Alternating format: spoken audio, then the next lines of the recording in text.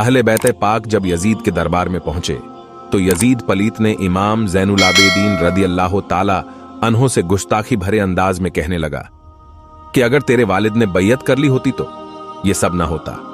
ये सुनकर इमाम ज़ैनुल आबिदीन रदी अल्लाह अन्हो ने कुरान पाक की आयत पढ़ी, जिसका मफहूम ये था कि जो कुछ हमें मुसीबत पहुंचती है वो हमारी तकदीर में लिखी जाती है। सुनकर यजीद खामोश हो गया।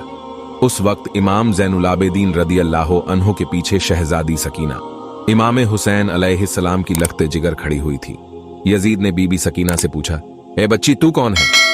अपना तारुफ पेश कर बीबी सकीना ने कोई जवाब न दिया। पलीत ने वापस पूछा, बीबी ने जवाब न दिया। फिर यजीद ने सख्त अंदाज में कहा, क्या तू गूंगी है? सुम्मा माजल्ला, जवाब क्यों नहीं देती? जनाबे सकीना ने कुछ कहना चाहा लेकिन कह नहीं पाई। हजरत ज़ैनुल आबिदीन रदी अल्लाह अन्हो ने तड़प कर कहा, बदबख्त देख नहीं रहा सकीना के गले में रस्सी जकड़ के रखी गई है, इस वजह से वो आवाज निकाल नहीं पा रही है। सकीना की रस्सी को ढीला कर ताकि तेरा जवाब दे सके। यजीद ने सिपाही को हुक्म दिया कि बच्ची के गले की रस्सी को ढीली कर दे। सिपाही जैसे करीब पहुंचा, बीबी सकीना दौड़कर इमाम ज़ैनुल आबिदीन के करीब चली गई। यजीद ने कहा, भाग क्यों रही है? इमाम पाक ने कहा कि बदबख्त ये मोहम्मद के घराने की शहजादी है, आज तक कोई गैर महरम ने छुआ नहीं है। यजीद ने कहा कि तू इसकी रस्सी को ढीला कर। ये सुनकर इमाम पाक ने फरमाया कि मेरे नाना हुजूर यहां होते तो हमारे गले में रस्सियां और जंजीरें कभी बर्दाश्त न करते।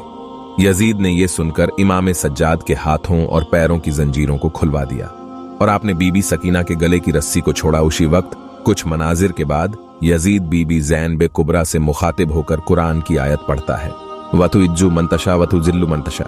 कहने लगा, देखा अल्लाह जिसको चाहे इज्जत देता है, जिसको चाहे रुसवा करता है। यह सुनकर बीबी ज़ैनब ने कहा कि बदबख्त आयत पूरी तो पढ़, आधी आयत क्यों पढ़ता है? बेदिल खैरू, कब पढ़ेगा? अल्लाह फरमाता है कि खैर उसी के दस्ते कुदरत में है। खुदा की कसम वो खैर का दस्ते कुदरत कौन है? वो हम अहले बैत हैं। अल्लाह हमारे जरिए इज्जत देता है, हमारे जरिए जिल्लत देता है। यजीद ने जब ये सुना तो लर्ज गया। कहने लगा, वाकई तू अली की बेटी है, गुफ्तगू और कलामी में तुझसे नहीं जीत सकता। तू अली की बेटी है। यजीद, तुझ पर और कयामत तक आने वाले तेरे चेलों पर बेशुमार लानत हो। अल्लाह रब्बुल इज्जत से दुआ है कि अगर हमारे लिखने या पढ़ने में कोई गलती हुई हो तो अहले बैत के सदके में माफ कर दे। आमीन।